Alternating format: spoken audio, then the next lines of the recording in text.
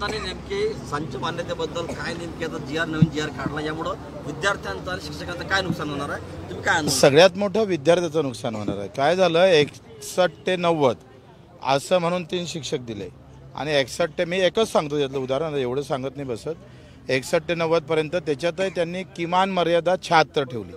म्हणजे जर 75 जर असन तर तुम्हाला 3 शिक्षक भेटणार नाही, 2 भेटन. आता 70-75 विद्यार्थ्याले जर 2 शिक्षक दिले तर शाळा चालन का? शाळा चालल्या नाही तर गावातल्या पोरीचं शिक्षण सगळं वाटोळं झाल्याशिवाय राहणार नाही. तुम्ही खाजगी शाळेमध्ये 15 विद्यार्थ्यामागं 1 शिक्षक दिला जातो.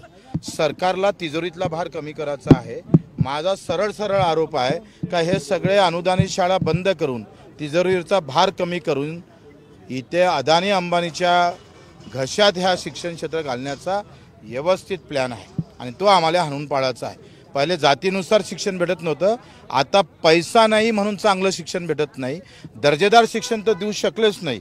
पण आपण जर पाहिलं राईट टू एज्युकेशनमध्ये काय म्हटलं आहे, राईट टू एज्युकेशन म्हटलं आहे का 1 ते 14 पर्यंत म्हणजे 6 ते 14 पर्यंत सगळ्यांना शिक्षण हे अनिवार्य आहे.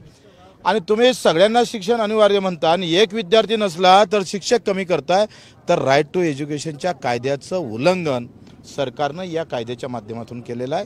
त्याचा आम्ही विरोध करू आणि हे जर तातडीनं हा शासन निर्णय मागे घेतला नाही, याच्या दुरुस्त्या जर केल्या नाही तर पुढचं आंदोलन थेट शिक्षण मंत्र्याच्या मंत्रालयात झाल्याशिवाय राहणार नाही.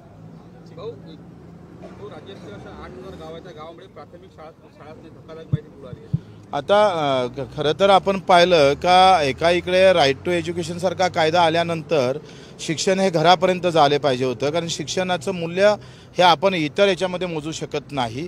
तुम्ही रस्त्यासाठी साधं जर नागपूरची आपण बुलेट ट्रेन आणली 60,000 कोटी रुपये दिले. आता वर्षाच्या बजेटमध्ये जर आपण पाहिलं तर शिक्षणामध्ये फक्त 2,000 कोटी आहे. 60,000 कोटी 10 वर्षात फक्त 20,000 कोटी खर्च व्हायचे.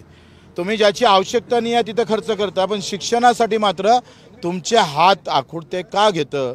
आणि त्याच्या एकंदरीत प्राथमिक शिक्षण तरी आम्ही पाहतो खेड्यात गावात भेटलं पाहिजे, याची जबाबदारी सरकारनं घेतली पाहिजे. आणि ते जर न घेता उलट ते आहे ते शिक्षण संस्था बंद पाडून पुन्हा उघड्यावर आणण्याचा प्रयत्न होत असेल तर त्याचा आम्ही निषेध करू. महानगरपालिका निवडणुका तोंडावर आलेल्या आहेत. अमरावती महानगरपालिकेची निवडणुकीत देखील होणार आहे. त्यापूर्वी महायुतीमध्ये जातो जर आपण पाहिलं तर रवी राणांना विरोध केला जाते. महायुतीमध्ये राष्ट्रवादीकडनं अजित पवारकडनं, रवी राणा जर महायुतीमध्ये असतील तर मग आम्ही महायुतीत राहू नाहीत असं म्हणतात.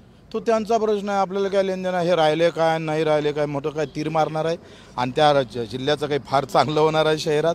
मला एक समजत नाही, तुमच्या बातम्या कशा असते, उद्धव साहेब आणि राजसाहेब एकत्र होणार, शरद पवारांना आता अजितदादा एकत्र होणार. एकत्र होणार म्हणजे काय, त्यांचं काय आमचं काय भलं होणार हे तिथं हेडलाईन टाकत जा. काय हे एकत्र झाल्यावरही कोणाचं भलं होणार नाही, त्या दोघा भावांचं होईल, नाही तर काका पुतण्याचं भलं होईल. सामान्य जनतेचं भलं काय होणार आहे.